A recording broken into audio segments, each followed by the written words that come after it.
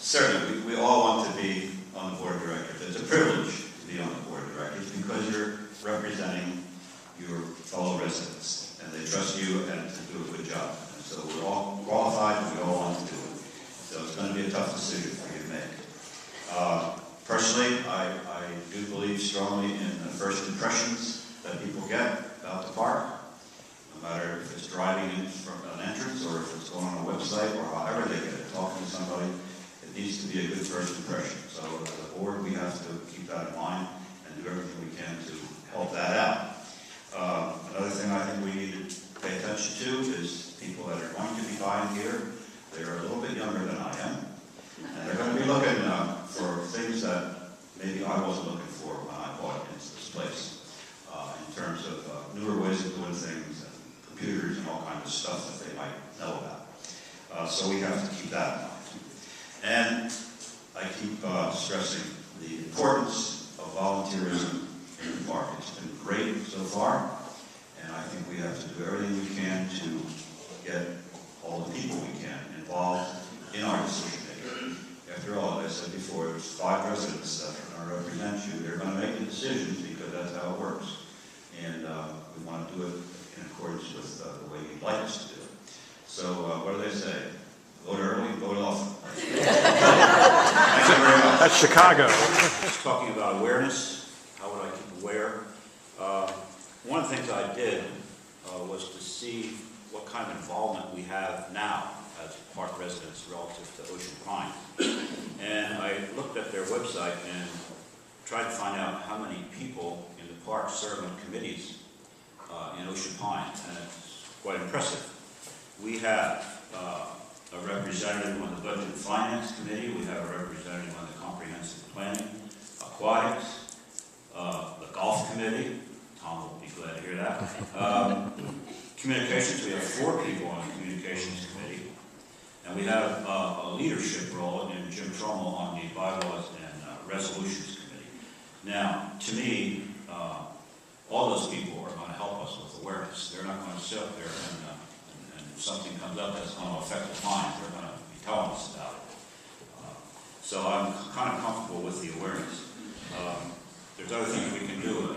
You as an individual can look at the Ocean Pine website, and if you really want to get the scoop, you can look at the forum. Although that's not quite accurate at all times. Anyway, we could do more probably with our own people.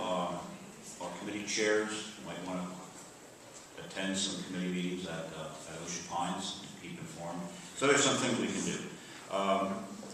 As far as tying what they do into our budget, yes, we have to be aware of it. It would depend on the specifics, but I suspect that all the people working on committees and leadership roles at Ocean Pines are going to keep us in mind relative to budget problems, and hopefully the contact that the GM has, which has already been mentioned a couple of times, that's quite valuable. So I'm kind of comfortable that awareness of what they're doing is okay. Priorities. There are certain things that would come to my mind in terms of trying to rein in assessment increases. One would be our contracts that we have. We have to pay them, but we have to also sharpen our pencil when we're negotiating. And we should put a lot of emphasis on contract negotiation when we're looking to save money. Another one is our discretionary spending. We have to scrutinize that very carefully and make sure that we're spending money on what we want to spend money on. And the other thing that comes to my mind is to assure that we are funding the reserve replacement fund adequately. To me, adequately means sufficient in there to take care of anticipated things, but not overreact and fund it too heavily, because the more we fund it, the higher the assessment goes. Back to the priority statement. I think we need to get more input from residents regarding residents' priorities. It's not easy to do.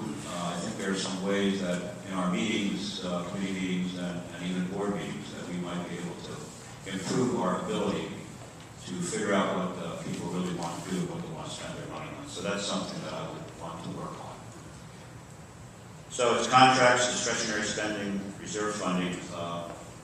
That's what comes to my mind when we're looking to save some money. Hard act to follow there. It's all been said. The specific questions were, if the trend continues, is it going to be a problem? The answer to that is yes. I don't particularly think it's going to continue, but if it does, it will be a problem. And the other question is, could the board do something about it? And the answer to that is yes, too. And then it said, so what? The whats have been discussed up here pretty well.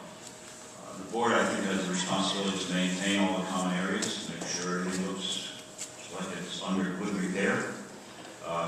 Common areas in our facilities.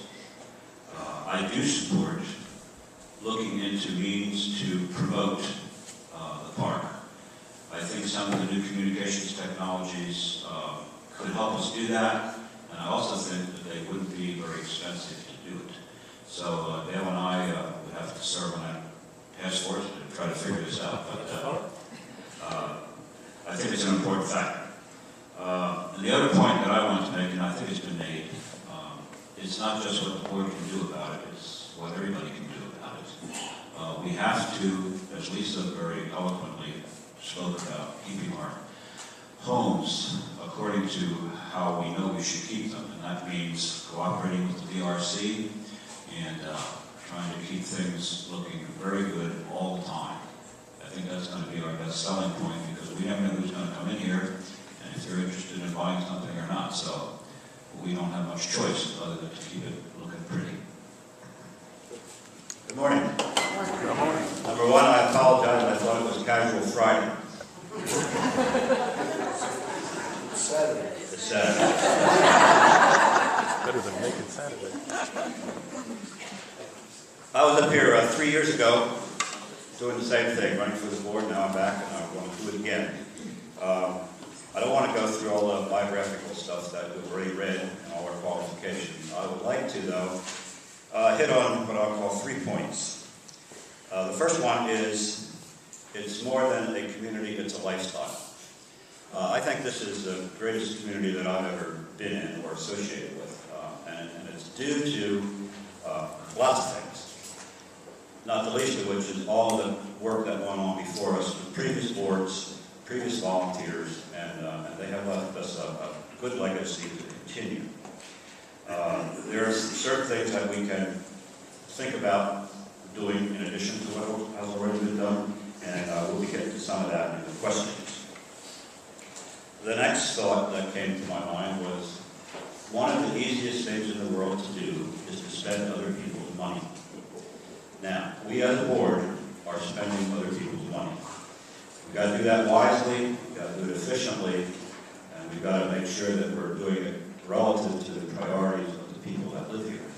So that's a big thought, but it's something that I think is very important, and we have to continue to work at it. We have all the systems in place that let us do it. Over the years, the budgeting process, the tracking of expenses, and all that kind of thing.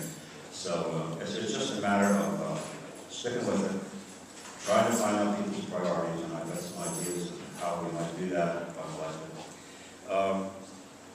And the third thought, this has never been done before. Now, I've heard that spoken sometimes in various places. What it means to me is, the first thing that we should think about when we hear that is there are opportunities to do things better. Certainly, we've never done it before this way, but it is good because it has good reason. But there are other reasons that one can think of, especially in the fields of new technologies, specifically communications, energy, and there are probably some others. So those 3 thoughts, what I want to cover this morning. There's only one new technology that I think is being worked on. I believe Steve told me earlier in the program that Wallace Island is working on a snowstorm deflection device on